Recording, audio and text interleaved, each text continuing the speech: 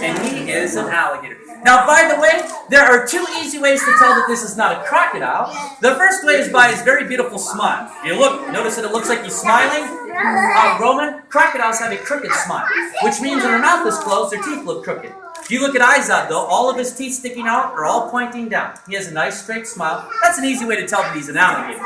Now, the other way you can tell he's an alligator, well, we're only meeting Texas animals today. We don't have any crocodiles living in the wilds of Texas.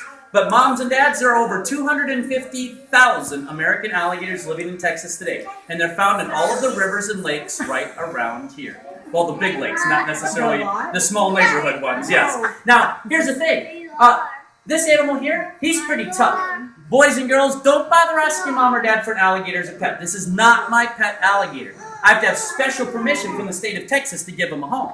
The only reason I have that permission is because I went to school. Not just elementary school, by the way, Roman. College, to learn how to work with animals like this. This alligator is really strong. Look at his jaws there. He can crush about 500 pounds with his jaws right now. He's not done growing. The biggest alligator ever was as long as a car and weighed 1,000 pounds.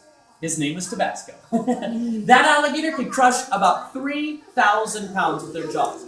Which basically means if a big alligator got a hold of something and you wanted it back, you'd have to be strong enough to lift the car off the ground. How many of you can lift a car off the ground? That's what I thought. And by the way, his jaws are not his only weapon. Roman, do you know what his other weapon is besides his teeth?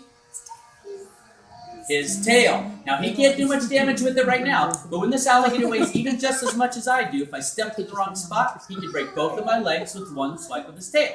So how can I let everyone see what an alligator feels like at the end of the show? Well, I have to control his weapons. That's why we tuck the tail underneath the arm like that, so that it frees up this hand to hold his mouth shut. Now, will he try and bite? Most likely not.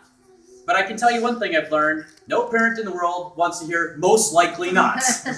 Definitely not, they'll accept, but not most likely not. See, Izod, he's been around people his whole life, and that's why we have him. We cannot release him back out into the wild. He has no fear of people at all. Yep, if he ever saw a person in a boat and he was hungry, he'd just swim right up to the boat and try and look for a free meal. That's where he thinks food comes from, right? Yep, all of my alligators, when they see me coming, they don't run away. They come and run right straight towards me, and it's a little intimidating to have 3 alligators running at you with their mouth wide open, looking like a bunch of baby birds expecting a meal. Except they're not just expecting mom to cough up some food, right? Yeah, they're expecting some mice or rat there.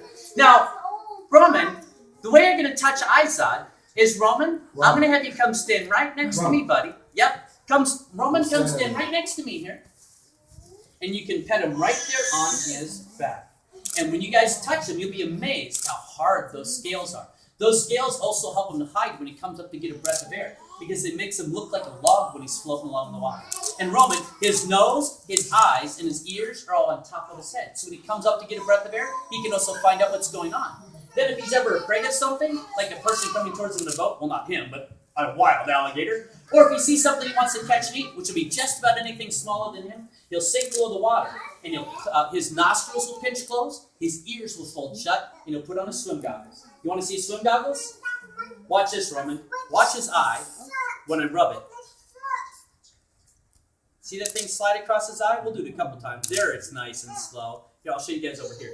There it is. That is a clear eyelid. Here, back up a little bit, Roman, so they can see behind you.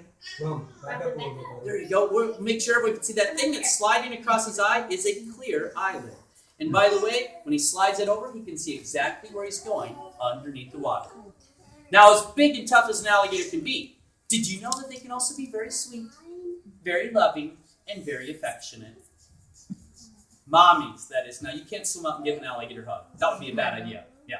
What I mean is, most reptiles, like snakes, they're not very good moms, or a tortoise. After a snake or tortoise lays her eggs, you know what mom does? Leaves and never comes back. Not a mother alligator. She lays her eggs in the nest on land, covers them up to hide them, slides into the water. She stays close to protect those babies until the day they hatch. And when a baby alligator starts to hatch, mom will come up out of the water and she will scoop her babies up in her mouth and gently carry them out into the water. And they get protection till they're big enough to take care of themselves. Now, boys and girls, with the help of the moms and dads, I am going to let you guys see what Izod feels like. And Mom, probably what we'll do is have them come in on this side. We'll make a little line and touch on this side. And then you can take some pictures and then kind of have, clear them out. We might need a couple parents to get in the pictures. You know how kids will just wander in and out of the frame, right? But before we do that, hey, Roman, where's my birthday boy? Oh. Boy, he's quick. He's got speed. I think he's back over. He's already ready.